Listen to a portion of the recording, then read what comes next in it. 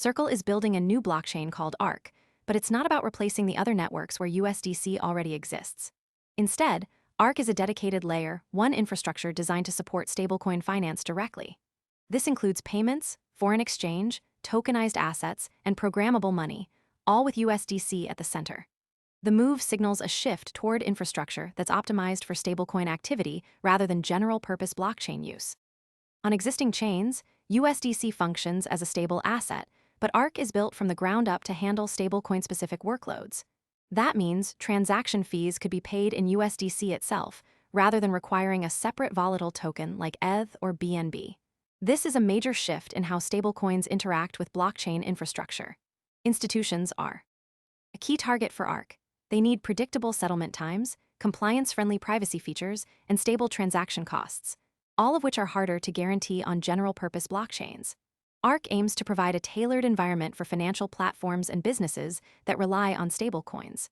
But the move raises questions.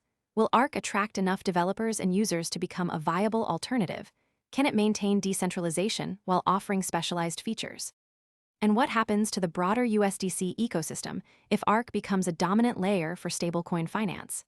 The current version of USDC is already widely available across dozens of blockchain networks, which is a strength, but also a source of fragmentation. Circle's goal with Arc is to create a centralized hub for stablecoin activity.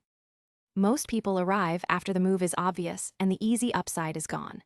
We focus on serious crypto education and high-quality signals before the crowd rushes in, so you can understand the setup earlier and move sooner. If you want that edge, visit the link below now. Without forcing users to abandon existing chains, that's a balancing act.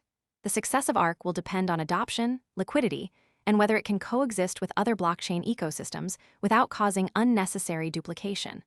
One of the most notable features of Arc is the use of USDC as a gas token. This could reduce friction for users who don't want to hold multiple volatile tokens just to pay for transactions. It also aligns with the broader trend of using stablecoins as a base layer for financial activity, but there are risks. If Arc fails to gain traction, it could become a redundant blockchain with little real-world use. If it succeeds, it could reshape how stablecoins are used in DeFi and institutional finance.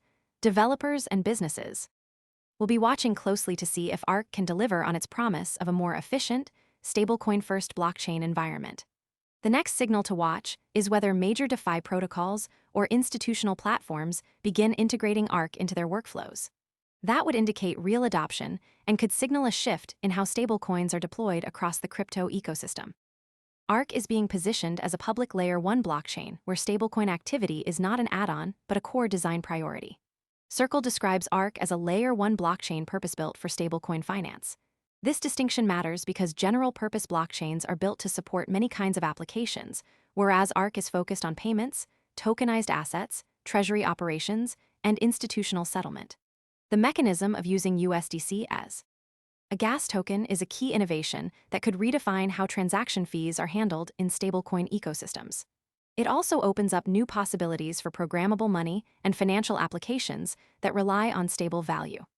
However, the success of Arc will depend on several factors, including adoption, liquidity, and whether it can coexist with other blockchain ecosystems without causing unnecessary duplication. The stakes are high because if Arc gains traction, it could become a central hub for stablecoin finance, potentially influencing how stablecoins are used in both DeFi and traditional financial systems. On the other hand, if it fails to attract developers and users, it could become a redundant blockchain with little real-world use. The broader USDC ecosystem is already fragmented across multiple blockchains. Most people arrive after the move is obvious and the easy upside is gone.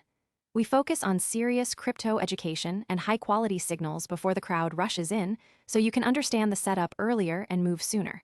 If you want that edge, visit the link below now. Networks and Arc aims to provide a more cohesive environment for stablecoin activity.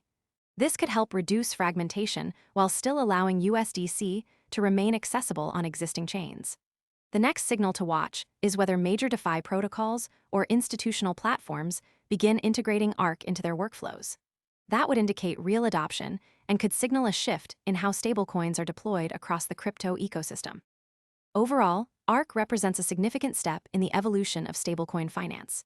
It's not about replacing existing infrastructure, but about creating a dedicated environment where stablecoins can thrive.